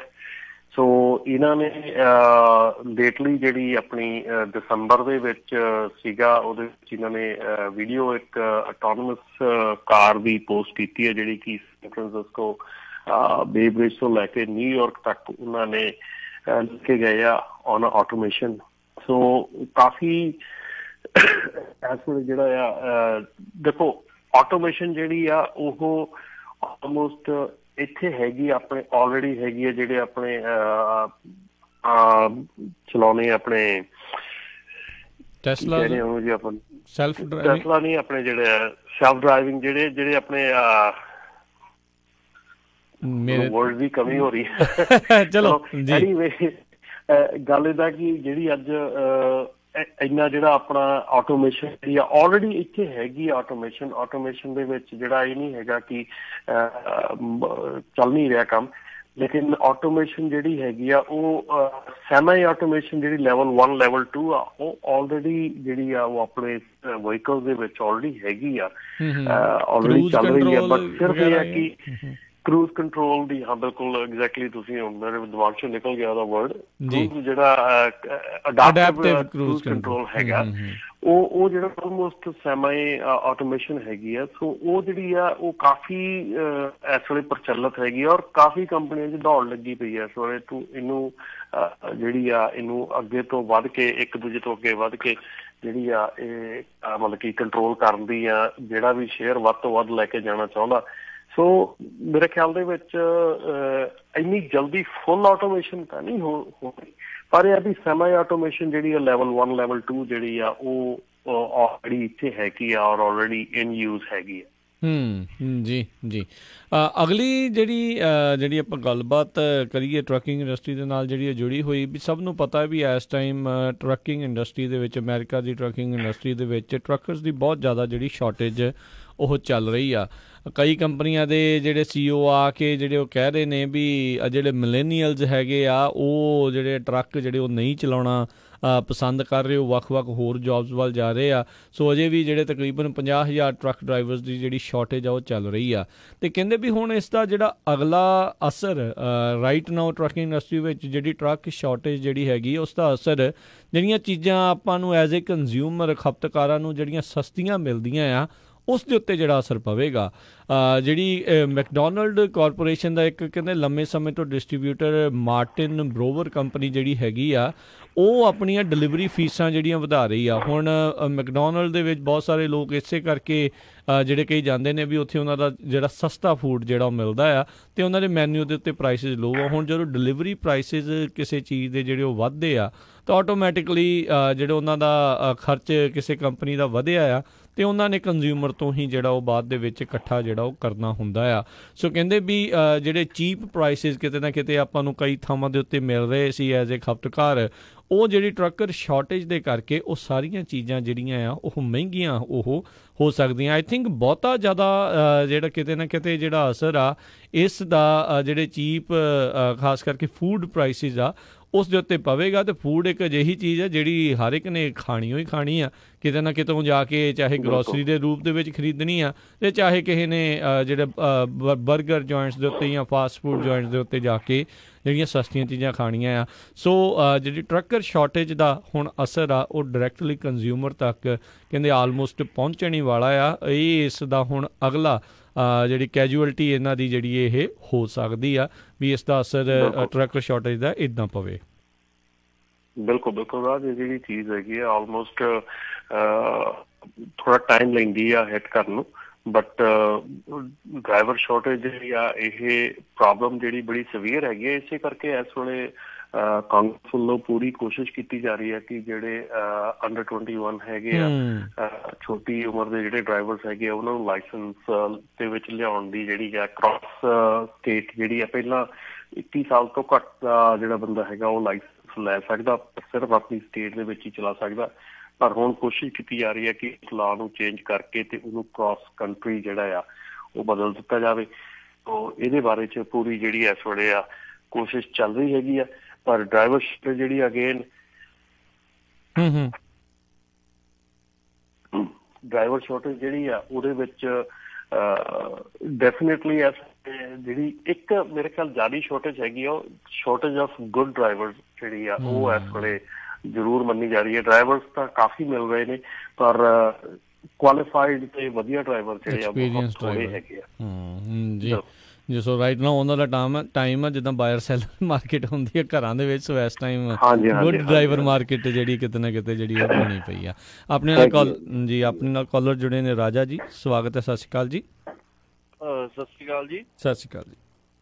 ਹਾਂਜੀ, ਮੈਂ ਕੁਐਸਚਨ ਪੁੱਛਣਾ ਸੀ ਵੀ ਕਹਿੰਦੇ ਵੀ ਹੁਣ ਜਦੋਂ ਟਰੱਕਾਂ ਦੀਆਂ ਨੰਬਰ ਪਲੇਟਾਂ ਨਿਊ ਹੋਇਆ ਕਰਨੀਆਂ ਵੀ ਇਹਦੀ ਇੰਸਪੈਕਸ਼ਨ ਹੋਇਆ ਕਰੂਗੀ ARB ਡਿਪਾਰਟਮੈਂਟ ਵੱਲੋਂ, ਵੀ ਕਈ ਡੈਪਥ ਤੋਂ ਬਾਈਪਾਸ ਕਰਾ ਲੈਂਦੇ ਟਰੱਕ ਜਾਂ ਕੁਛ ਇੱਦਾਂ, ਵੀ ਨਿਊ ਵੇਲੇ ਹਰ ਸਾਲ ਇੰਸਪੈਕਸ਼ਨ ਹੋਇਆ ਕਰੂ, ਇਹਦੇ ਬਾਰੇ ਪੁੱਛਣਾ ਸੀਗਾ ਜੀ।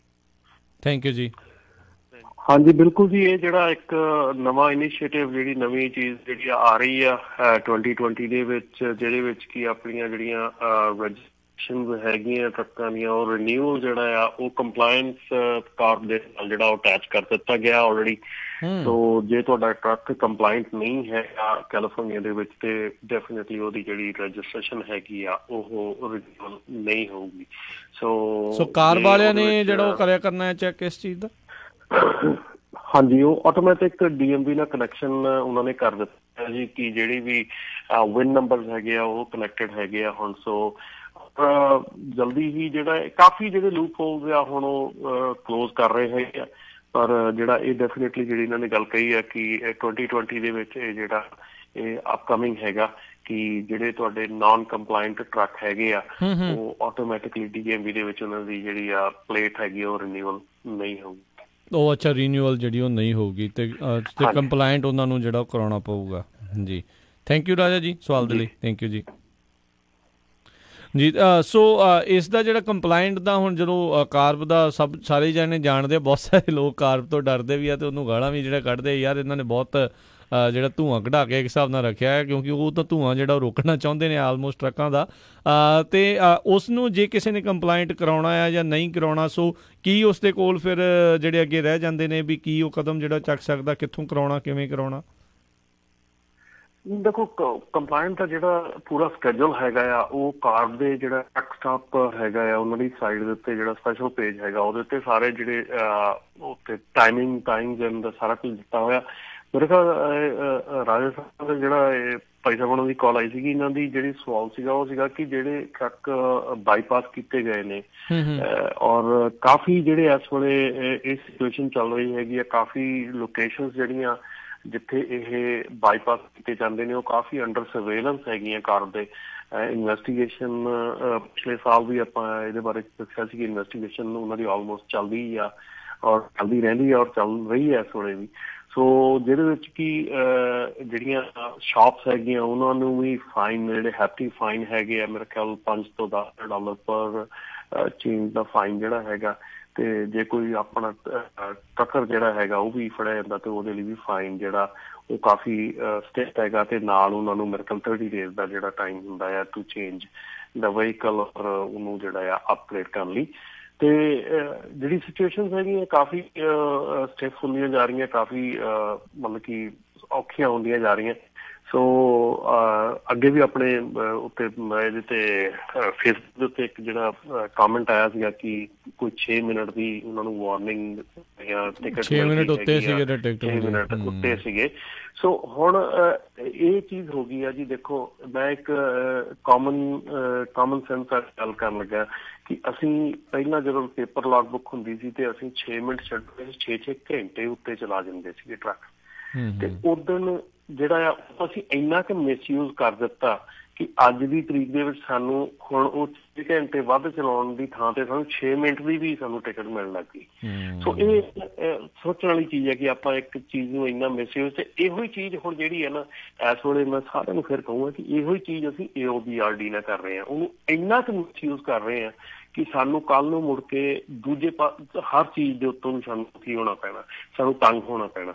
ਸੋ ਇਹ ਚੀਜ਼ਾਂ ਜਿਹੜੀਆਂ ਆ ਇਹ ਜਸਟ ਇੱਕ ਸੋਚੋ ਕਿ ਇਹ ਚੀਜ਼ਾਂ ਪਹਿਲਾਂ ਲੌਂਗ ਰਨ ਕਿੱਦਾਂ ਅਸਰ ਕਰਦੀਆਂ ਤੇ ਪਹਿਲੀ ਜਿੰਨੀ ਖੁੱਲ ਆਪਾਂ ਨੂੰ ਸੀਗੀ ਓਨੀ ਆਪਾਂ ਨੂੰ ਤੰਗੀ ਤੇ ਤਕਲੀਫ ਦਾ ਹੋ ਜਾਣੀ ਹੈ। ਹੁਣ ਜੇ ਪਹਿਲਾਂ ਪੇਪਰ ਲੌਗ ਬੁੱਕ ਦੀ ਖੁੱਲ ਸੀਗੀ ਤੇ ਮੁੜ ਕੇ AOBRD ਆ ਗਈ। ਹੁਣ AOBRD ਦੀ ਮੈਂ ਕਹਿੰਦਾ ਵੀ ਆਪਣੀ ਦੁਨੀਆ ਨੇ ਇੰਨਾ ਬੁਰਾ ਹਾਲ ਕੀਤਾ ਹੈ ਰਾਜ ਕਿ ਮੈਂ ਲੇਟਲੀ ਦੇਖਿਆ ਆ, ਪੇਪਰਸ ਦੇਖੇ ਆ, ਵਾਇਲੇਸ਼ਨਸ ਦੇਖੀਆਂ ਜਿਹਦੇ ਵਿੱਚ ਕਿ ਤੁਸੀਂ ਹਿਸਾਬ ਲਾ ਲਓ ਵੀ ਟਰੱਕ ਜਿਹੜਾ ਹੈਗਾ ਆ ਉਹ ਕੈਲੀਫੋਰਨੀਆ ਦੇ ਵਿੱਚ ਸੈਕਰਾਮੈਂਟੋ ਹੈਗਾ ਤੇ ਡਰਾਈਵਰ ਉਹਦਾ ਜਿਹੜਾ ਆ ਉਹ ਸ਼ੋਅ ਕਰ ਰਿਹਾ ਕਿ ਮੈਂ ਸੈਕਰਾਮੈਂਟੋ ਹੈਗਾ, ਪਰ ਉਹਦੀ ਫਿਊਲ ਰਸੀਦ ਜਿਹੜੀ ਉਹ ਸ਼ੋਅ ਕਰ ਰਹੀ ਹੈ ਜੀ ਉਹ ਔਰੇਗਨ 'ਚ ਆ। ਸੋ ਮਤਲਬ ਕਿ ਤੁਸੀਂ ਹੈਰਾਨ ਹੋ ਜਾਓਗੇ ਕਿ ਕਿੰਨਾ AOBRD ਮਿਸਯੂਜ਼ ਕੀਤਾ ਜਾ ਰਿਹਾ। ਔਰ ਕੱਲ ਇੱਕ ਕੁਐਸਚਨ ਹੋਰ ਵੀ ਆਇਆ ਸੀਗਾ ਕਿ ਪਹਿਲਾਂ ਜਦੋਂ ਇੰਸਪੈਕਸ਼ਨ ਹੁੰਦੀ ਸੀ ਜਾਂ ਕੁਛ ਵੀ ਹੁੰਦਾ ਸੀਗਾ ਜਾਂ ਵਾਇਲੇਸ਼ਨ ਹੁੰਦੀ ਸੀ ਤੇ ਉਦੋਂ ਇਹ ਕਹਿ ਦਿੱਤਾ ਜਾਂਦਾ ਸੀਗਾ ਕਿ ਇਹ ਕੰਪਨੀ ਨੇ ਕੀਤਾ ਜੀ, ਮੇਰੀ ਲੌਗ ਬੁੱਕ ਜਾਂ ਉਹ ਡਰਾਈਵਰ ਦੀ ਜ਼ਿੰਮੇਵਾਰੀ ਹੈ ਜੀ, ਉਹਨੇ ਕੀਤਾ ਆ। ਸੋ ਇਸ ਵੇਲੇ ਮੈਂ ਇਹ ਗੱਲ ਕਲੀਅਰ ਕਰਦੇ ਹਾਂ ਕਿ ਤੁਸੀਂ ਜਿਹੜੀ ਇਹ ਇਲੈਕਟ੍ਰੋਨਿਕ ਲੌਗ ਬੁੱਕ ਹੈਗੀ ਆ, ਚਾਹੇ ਉਹ AOBRD ਚਾਹੇ ਉਹ ELD ਆ, ਉਹਦੇ ਵਿੱਚ ਜਿਹੜੀ AOBRD ਆ ਖਾਸ ਕਰਕੇ, ELD ਮੈਂ ਗੱਲ ਬਾਅਦ ਚ ਕਰਾਂਗਾ, AOBRD ਜਿਹੜੀ ਆ ਉਹਦੇ ਵਿੱਚ ਕੋਈ ਵੀ ਜਿਹੜੀ ਐਡਿਟ ਆ ਉਹ ਕਿਹਨੇ ਕੀਤਾ ਹੈ ਉਹ ਨੋਟੀਫਾਈਡ ਹੁੰਦਾ ਉਹਦੇ ਵਿੱਚ ਕਿ ਉਹ ਡਰਾਈਵਰ ਨੇ ਐਡਿਟ ਕੀਤੀ ਹੈ ਜਾਂ ਬੈਕ ਆਫਿਸ ਨੇ ਐਡਿਟ ਕੀਤੀ ਆ। ਸੋ ਉਹਦੇ ਵਿੱਚ ਉਹਨੇ ਕੀਤੀ ਵਾਲੀ ਸਿਚੁਏਸ਼ਨ ਰਹਿ ਜਾਂਦੀ। ਸੋ ਇਹ ਪਰਮਾਨੈਂਟਲੀ ਹੈਗਾ ਕਿ ਤੁਹਾਡਾ ਜਿਹਨੇ ਵੀ ਐਡਿਟ ਕੀਤਾ ਉਹਦਾ ਉਹਦੇ ਵਿੱਚ ਨੋਟੀਫਿਕੇਸ਼ਨ ਹੈਗੀ ਹੈ ਕਿ ਇਹ ਡਰਾਈਵਰ ਨੇ ਐਡਿਟ ਹੈ, ਡਰਾਈਵਰ ਐਡਿਟ ਹੈ ਜਾਂ ਇਹ ਤੁਹਾਡੇ ਡਿਸਪੈਚਰ ਐਡਿਟ ਹੈਗੀ ਹੈ। ਬਿਲਕੁਲ ELD ਦੇ ਵਿੱਚ ਇਹੋ ਹੀ ਇੱਕ ਵੱਡਾ ਡਿਫਰੈਂਸ ਹੈਗਾ ਕਿ ELD ਦੇ ਵਿੱਚ ਡਰਾਈਵਰ ਐਡਿਟ ਕਰ ਸਕਦਾ, ਲੇਕਿਨ ਬਹੁਤ ਉਹਦੇ ਵਿੱਚ ਬਹੁਤ ਜ਼ਿਆਦਾ ਜਿਹੜੀ ਆ ਉਹ ਜਿਹੜੀ ਲਿਮਿਟਡ ਜਿਹੜੀ ਐਡਿਟ ਹੈਗਾ। ਜੇ ਉਹਦੇ ਵਿੱਚ ਐਡਿਟਿੰਗ ਬੈਕ ਆਫਿਸ ਵੱਲੋਂ ਕੀਤੀ ਜਾਂਦੀ ਹੈ, ਮੰਨ ਲਓ ਉਸ ਲੌਗ ਬੁੱਕ ਦੇ ਵਿੱਚ ਕੋਈ ਵੀ ਐਡਿਟ ਕੀਤੀ ਜਾਂਦੀ ਜਿਹੜੀ ਕਿ ELD ਹੈਗੀ ਹੈ, ਉਹ ਜੇ ਐਡਿਟ ਕੀਤੀ ਜਾਂਦੀ ਹੈ ਤਾਂ ਉਹ ਡਰਾਈਵਰ ਨੂੰ ਅਪਰੂਵ ਕਰਨੀ ਪਊਗੀ ਕਿ ਉਹ ਐਡਿਟ ਸਹੀ ਆ। ਡਰਾਈਵਰ ਉਹ ਅਪਰੂਵ ਨਹੀਂ ਕਰਦਾ ਤੇ ਉਹ ਐਡਿਟ ਨਹੀਂ ਹੋਊਗੀ। ਸੋ ਇਹ ਬਹੁਤ ਵੱਡਾ ਡਿਫਰੈਂਸ ਹੈਗਾ AOBRD ਤੇ ELD ਦੇ ਵਿੱਚ। ਕੱਲ ਨੂੰ ਜਦੋਂ ELD ਹੋਣੀ ਆ ਉਸ ਵਿੱਚ ਇਹ ਵੀ ਕੰਪਨੀ ਵੀ ਇੰਨੀ ਉਹ ਕੰਪਨੀ ਨੂੰ ਖੁੱਲ੍ਹ ਨਹੀਂ ਮਿਲ ਜਾਣੀ ਕਿ ਉਹ ਆਪਣੀ ਐਡਿਟ ਮਰਜ਼ੀ ਪਿੱਛੋਂ ਤੇ ਉਹ ਜਿੰਨਾ ਚਿਰ ਤੱਕ ਡਰਾਈਵਰ ਉਹਨੂੰ ਸਰਟੀਫਾਈਡ ਨਹੀਂ ਕਰੂਗਾ, ਉਹਨੂੰ ਓਕੇ ਨਹੀਂ ਕਰੂਗਾ, ਉਨੀ ਦੇਰ ਤੱਕ ਉਹ ਐਡਿਟ ਨਹੀਂ ਮੰਨੀ ਜਾਊਗੀ। ਸੋ ਇਹ ਕਾਫੀ ਜਿਹੜੀਆਂ ਗੱਲਾਂ ਆਉਣ ਵਾਲੇ ਸਮੇਂ ਦੇ ਵਿੱਚ ਆਪਾਂ ਹੋਰ ਵੀ ਇਹਨੂੰ ਕਲੀਅਰ ਕਰਾਂਗੇ, ਹੋਰ ਵੀ ਇਹਨਾਂ ਚੀਜ਼ਾਂ ਨੂੰ ਆਪਾਂ ਜਿਹੜੀਆਂ ਉਹਦੇ ਵਿੱਚ ਕਲੈਰਿਟੀ ਲੈ ਕੇ ਆਵਾਂਗੇ। ਪਰ ਅਗੇਨ ਕੋਸ਼ਿਸ਼ ਕਰੋ ਵੀ ਜਿੰਨਾ ਕੁ ਖੁੱਲ੍ਹ ਮਿਲ ਰਹੀ ਆ ਉਸ ਖੁੱਲ੍ਹ ਦੇ ਅੰਦਰ ਰਹਿ ਕੇ ਕੰਮ ਕਰੋ। ਆਪਾਂ ਖੁੱਲ ਤੋਂ ਬਹੁਤ ਬਾਹਰ ਚਲੇ ਜਾਂਦੇ, ਇਸ ਕਰਕੇ ਆਪਾਂ ਨੂੰ ਫਿਰ ਗਾਹਾਂ ਨੁਕਸਾਨ ਹੁੰਦਾ। ਜੀ ਬਿਲਕੁਲ। ਸੋ ਇਹ ਧਿਆਨ ਰੱਖਣ ਦੀ ਜਿਹੜੀ ਜ਼ਰੂਰਤ ਆ, ਜਿੰਨੀ ਸੀਮਾ ਦਿੱਤੀ ਆ ਇੱਕ ਹਿਸਾਬ ਦੇ ਨਾਲ ਕਾਨੂੰਨ ਨੇ ਉਸ ਦੇ ਜਿਹੜੇ ਸੀਮਾ ਦੇ ਵਿੱਚ ਰਹਿ ਕੇ ਜਿਹੜਾ ਉਹ ਚੱਲਣਾ ਚਾਹੀਦਾ, ਨਹੀਂ ਤਾਂ ਬਾਅਦ ਦੇ ਵਿੱਚ ਫਿਰ ਸ਼ਿਕੰਜੇ ਤਾਂ ਉਹਨਾਂ ਨੇ ਹੌਲੀ ਹੌਲੀ ਜਿਹੜੇ ਉਹ ਕੱਸਣੇ ਆ। ਉਹ ਵੀ ਕੁਛ ਚਿਰ ਜਿਹੜਾ ਚੱਲਣ ਦਿੰਦੇ ਨੇ, ਜਿੱਦਾਂ ਹੁਣ ਚੱਲਦਾ ਹੀ ਰਿਹਾ ਆ ਇੰਨਾ ਚਿਰ, ਅਤੇ ਹੁਣ ਜਦੋਂ ਸਖਤੀ ਹੋਈ ਆ ਤਾਂ ਫਿਰ ਸਖਤੀ ਤੋਂ ਵੀ ਜਿਹੜੇ ਸਾਰੇ ਜਾਣੇ ਤੰਗ ਫਿਰ ਆਉਂਦੇ ਨੇ। ਸੋ ਪਹਿਲਾਂ ਹੀ ਜਿਹੜਾ ਹਿਸਾਬ ਦੇ ਨਾਲ ਜਿਹੜਾ ਉਹ ਚੱਲਣਾ ਚਾਹੀਦਾ ਹੈਗਾ ਆ। ਨਿਊ ਜਰਸੀ ਦੀ ਇੱਕ ਜਿਹੜੀ ਕੰਪਨੀ ਜਿਹੜੀ ਆ ਉਹ ਕਹਿੰਦੇ ਵੀ ਜਿੱਦਾਂ ਉਹ ਦੱਸਿਆ ਹੀ ਸੀਗਾ ਆਪਾਂ ਰੀਸੈਂਟਲੀ ਵੀ ਚੈਪਟਰ 11 ਦੀ ਜਿਹੜੀ ਬੈਂਕਰਪਸੀ ਜਿਹੜੀ ਉਹਨਾਂ ਨੇ ਕਰ ਦਿੱਤੀ ਆ, ਅਤੇ ਕਾਫੀ ਵੱਡੇ ਮੈਸਿਵ ਲੇ ਆਫ ਜਿਹੜੇ ਹੋ ਰਹੇ, ਤਕਰੀਬਨ 1700 ਜਿਹੜੇ ਵਰਕਰ ਉਹਨਾਂ ਦੇ ਇਹ ਚੈਪਟਰ 11 ਦੀ ਬੈਂਕਰਪਸੀ ਦੇ ਕਰਕੇ ਨਿਊ ਇੰਗਲੈਂਡ ਮੋਟਰ ਫਰੇਟ ਜਿਹੜੀ ਉਹ ਜਾ ਰਹੀ ਹੈ। ਇਸ ਤੋਂ ਬਾਅਦ ਦੇ ਵਿੱਚ ਇੱਕ ਹੋਰ ਵੀ ਆਈ ਸੀ ਬੈਂਕਰਪਸੀ ਜਿਹੜੀ ਉਹ ਵੀ ਇੱਕ ਕੰਪਨੀ ਅਚਾਨਕ ਜਿਹੜੀ 400-500 ਇੰਪਲੋਈ ਵਾਲੀ, ਉਹ ਕੰਪਨੀ ਨੇ ਆਪਣੇ ਸਾਰੇ ਕਾਰੋਬਾਰ ਜਿਹੜੇ ਉਹ ਠੱਪ ਕਰ ਦਿੱਤੇ ਸੀ, ਬੰਦ ਕਰ ਦਿੱਤੇ ਸੀ। ਸੋ ਵੱਡੀਆਂ ਕੰਪਨੀਆਂ ਦੇ ਉੱਤੇ ਇੱਦਾਂ ਦਾ ਜਿਹੜਾ ਅਸਰ ਆ ਕਿਤੇ ਨਾ ਕਿਤੇ ਜਿਹੜਾ ਉਹ ਪੈ ਰਿਹਾ। ਹੁਣ ਇਹਦੇ ਪਿੱਛੇ ਕਾਰਨ ਕੀ ਹੈਗੇ ਆ ਵੀ ELD ਆ, AOBRD ਆ, ਜਾਂ ਵੈਸੇ ਹੀ ਟਰੱਕਿੰਗ ਸਲੋ ਆ, ਜਾਂ ਲੋਕ ਮੂਵ ਹੋਣਾ ਚਾਹੁੰਦੇ ਨੇ। ਸੋ ਕਈ ਜਿਹੜੇ ਇਸ ਦੇ ਵਿੱਚ ਕਾਰਨ ਆ, ਪਰ ਇੰਨੀ ਜ਼ਿਆਦੀਆਂ ਵੱਡੀਆਂ ਕੰਪਨੀਆਂ ਜੇ ਬੰਦ ਹੋ ਰਹੀਆਂ ਆ, ਕਿਤੇ ਨਾ ਕਿਤੇ ਤਾਂ ਕੁਛ ਨਾ ਕੁਛ ਤਾਂ ਹੈ। ਚੇਂਜਿਸ ਜਿਹੜੀਆਂ ਨਾ ਇੰਡਸਟਰੀ ਦੇ ਵਿੱਚ, ਜਿਹੜਾ ਬਿਜ਼ਨਸ ਮਾਡਲ ਹੈਗੇ ਆ ਉਹ ਚੇਂਜ ਹੋ ਰਹੇ ਆ, ਕਿਉਂਕਿ ਆਉਣ ਵਾਲਾ ਸਮਾਂ ਜਿਹੜਾ ਆਰਟੀਫਿਸ਼ੀਅਲ ਇੰਟੈਲੀਜੈਂਸ ਜਿਹੜੀ ਹੈਗੀ ਆ ਉਹ ਇੰਨੀ ਕੁ ਜ਼ਿਆਦਾ ਯੂਜ਼ ਹੋ ਰਹੀ ਹੈ ਅੱਜ ਕੱਲ੍ਹ ਦੇ ਜ਼ਮਾਨੇ ਦੇ ਵਿੱਚ, ਟਰੱਕਿੰਗ ਦੇ ਵਿੱਚ ਵੀ, ਕਿ ਜਿਹੜਾ ਕੰਮ ਦਾ ਜਿਹੜਾ ਤਰੀਕਾ ਹੈ ਨਾ ਸਾਰਾ ਚੇਂਜ ਹੋ ਰਿਹਾ। ਔਰ ਖਾਸ ਕਰਕੇ ਐਮਾਜ਼ੋਨ ਇਹ ਸਾਰਾ ਕੁਛ ਹੋਣ ਕਰਕੇ ਜਿਹੜਾ ਇੰਡਸਟਰੀ ਹੈਗੀ ਉਹ ਬਹੁਤ ਚੇਂਜ ਕਰ ਰਹੀ ਹੈ, ਰਿਵੋਲਵ ਕਰ ਰਹੀ ਹੈ, ਰਾਊਂਡ ਕਰ ਰਹੀ ਹੈ। ਸੋ ਉਹਦਾ ਕਾਫੀ ਅਸਰ ਹੈਗਾ। ਜੀ ਜੀ। ਅਤੇ ਜਾਂਦੇ ਜਾਂਦੇ ਜੇ ਇੱਕ ਆਪਾਂ ਗੱਲ ਜੇ ਕਰਦੇ ਜਾਈਏ, ਇਹ ਵੀ ਇਲੈਕਟ੍ਰਿਕ ਟਰੱਕਾਂ ਦੇ ਨਾਲ ਜਿਹੜੀ ਸੰਬੰਧਿਤ ਆ, ਰਿਵੀਅਨ ਕੰਪਨੀ ਨੂੰ ਕਹਿੰਦੇ $700 ਮਿਲੀਅਨ ਦੀ ਇਨਵੈਸਟਮੈਂਟ ਪ੍ਰਾਪਤ ਹੋਈ ਆ ਐਮਾਜ਼ੋਨ ਦੇ ਦੁਆਰਾ। ਜੀ ਬਿਲਕੁਲ, ਇਹ ਹੁਣ ਲੇਟੈਸਟ ਹੈਗਾ। ਸੋ ਐਮਾਜ਼ੋਨ ਨੇ ਕਾਫੀ ਜਿਹੜੀਆਂ ਕੰਪਨੀਜ਼ ਹੈਗੀਆਂ ਜਿਹੜੀਆਂ ਇਲੈਕਟ੍ਰਿਕ ਟਰੱਕ ਵਾਲੀਆਂ ਹੈਗੀਆਂ ਉਹਨਾਂ ਦੇ ਵਿੱਚ ਇਨਵੈਸਟਮੈਂਟ ਕੀਤੀ ਹੈਗੀ, ਔਰ ਖਾਸ ਕਰਕੇ ਜਿਹੜੀ ਇਹ ਕੰਪਨੀ ਹੈਗੀ ਆ ਇਹਦੇ ਵਿੱਚ ਉਹਨਾਂ ਨੇ ਲੇਟਲੀ ਹੁਣ $700 ਮਿਲੀਅਨ ਦੀ ਇਨਵੈਸਟਮੈਂਟ ਕੀਤੀ ਆ। ਸੋ ਕੋਸ਼ਿਸ਼ ਤੇ ਇਹੋ ਹੀ ਆ ਉਹਨਾਂ ਦੀ ਕਿ ਇਲੈਕਟ੍ਰਿਕ ਟਰੱਕ, ਔਰ ਇਲੈਕਟ੍ਰਿਕ ਟਰੱਕ ਡੈਫੀਨੇਟਲੀ ਬੈਨੀਫਿਸ਼ਲ ਹੈਗਾ ਇਨਵਾਇਰਮੈਂਟਲੀ ਵੀ, ਤੇ ਉੱਦਾਂ ਵੀ ਜਿਹੜੀ ਉਹਦੀ ਐਫੀਸ਼ੀਐਂਸੀ ਹੈਗੀ ਆ ਵਧੀਆ ਹੈਗੀ ਆ।